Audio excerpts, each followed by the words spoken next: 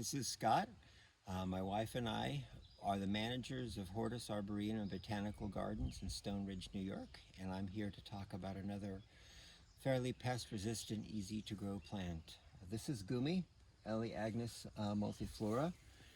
There's one of the flowers that is now spent, a couple of the flowers. This is the non-invasive version of autumn olive. In the northeastern United States, autumn olive is considered an invasive pest. It takes over and wipes out a lot of things. And this plant doesn't seem to throw seeds very often. So for those of you who like autumn olive and want to have it in your garden as a food plant, this allows you to have that flavor without the invasive kind of destructive character that so many autumn olive plants have. You can see how incredibly productive this plant is. It's completely surrounded by fruit. This is a self-fertile plant, and this is a variety called Sweet Scarlet that's from the Ukraine, from the botanical gardens in Ukraine that was introduced. It has slightly larger fruit, a little bit sweeter. You can kind of take a look. The deep red ones that are getting squishy are the ones that are ripe, like that one.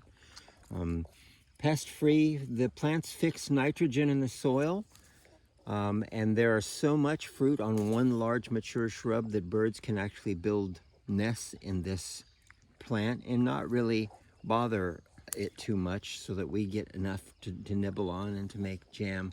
Well, this would feed one family quite well. You don't need more than one plant. Other than that, there are some people who say this might be also an invasive species, but we have not found that to be the case.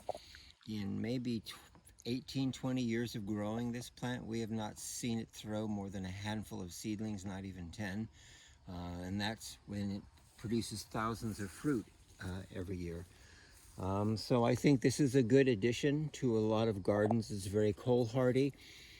Mature shrubs get 6 to maybe 8 feet tall by 6 to 8 feet tall. That would be a couple meters by a couple meters.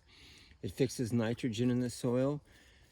Fairly pest resistant. We've never really had anything attack this plant and get into it, not even caterpillars.